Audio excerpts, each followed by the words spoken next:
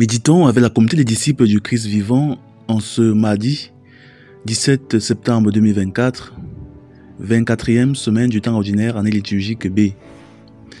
Évangile de Jésus-Christ selon Saint Luc au chapitre 7, versets 11 à 17. En ce temps-là, Jésus se rendit dans une ville appelée Naïm. Ses disciples faisaient route avec lui, ainsi qu'une grande foule. Il arriva près de la porte de la ville au moment où l'on emportait un mort pour l'enterrer. C'était un fils unique et sa mère était veuve.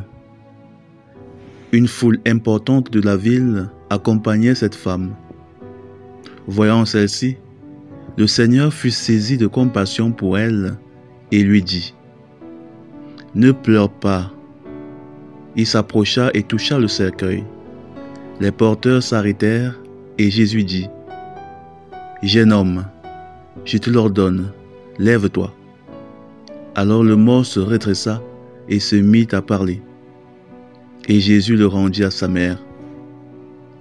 La crainte s'empara de tous et ils rendaient gloire à Dieu en disant : « Un grand prophète s'est levé parmi nous et Dieu a visité son peuple. » Et cette parole sur Jésus se répandit dans la Judée entière et dans toute la région. Acclamons la parole de Dieu. Méditation.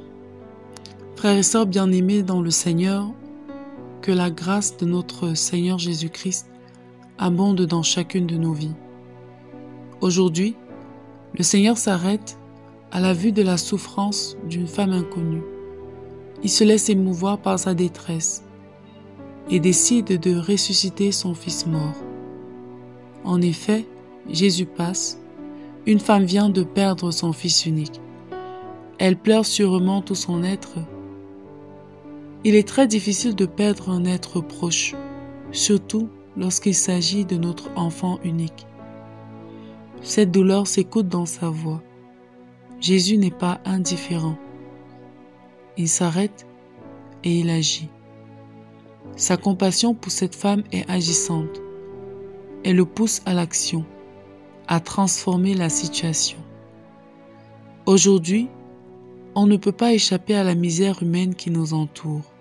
Les médias, radio, télévision, Internet nous saturent d'informations qui crient la souffrance du genre humain. Des bébés volés, des bébés assassinés, des femmes tuées, des inondations, des catastrophes naturelles, des accidents, des guerres. Et face à tout cela, nous ne sommes bien sûr pas indifférents. Nous ressentons de la détresse, une sorte de pitié. Nous imaginons la souffrance de ces personnes. Et souvent nous faisons des commentaires qui témoignent de notre compassion et aussi de notre impuissance, notre sentiment d'impuissance face à la situation. Seulement, nous oublions que nous sommes des chrétiens. Nous avons toujours une grande puissance dans le Christ pour faire quelque chose. Nous avons Jésus, donc nous avons toujours quelque chose à donner. Face à la détresse des autres, nous pouvons puiser en Dieu le réconfort, la force, la capacité pour aider. La première et la plus importante chose que nous pouvons faire chaque fois que nous faisons face à une détresse humaine, c'est de prier.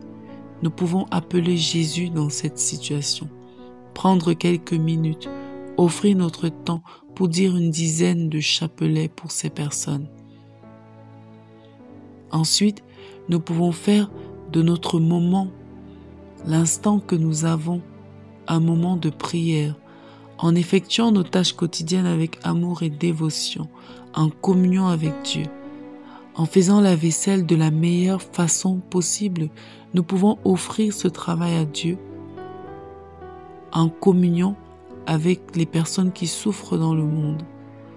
Nous pouvons faire de chaque moment de nos vies un moment de prière et une offrande pour les douleurs et les souffrances des autres. Enfin, nous pouvons et nous devons faire un geste, par exemple faire un don, pour les plus démunis, partager une affiche ou simplement agir pour ne pas causer à l'autre une souffrance pareille à celle que nous avons vue. Car beaucoup de souffrances humaines sont causées par l'orgueil, la méchanceté des hommes.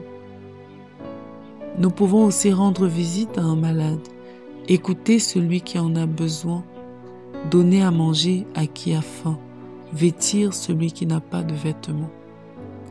La souffrance de l'autre doit nous interpeller, nous pousser à agir, à vouloir comme Jésus redonner le sourire et la vie. Revenons donc en nous-mêmes. Quelle est notre réaction face à la souffrance de l'autre? Que faisons-nous pour manifester concrètement notre compassion à l'autre? Agissons-nous parfois pour des personnes que nous ne connaissons pas comme Jésus, pour des passants, pour des personnes que nous rencontrons dans la rue qui sont dans la détresse? Est-ce que nous passons indifféremment ou alors nous agissons comme le Seigneur? Prions. Seigneur, accorde-nous la grâce d'être sensible à la souffrance de l'autre et d'une compassion agissante. Intercession. Nous te prions pour tous les parents qui ont perdu un enfant. Seigneur, console-les. Maman Marie, prie pour nous. Exercice spirituel. Aujourd'hui, prions une dizaine de chapelets pour une souffrance dans le monde qui nous émeut particulièrement. Faisons un don dans une structure qui s'occupe des démunis, des plus faibles, des veufs ou alors des orphelins. Loué soit Jésus-Christ à jamais.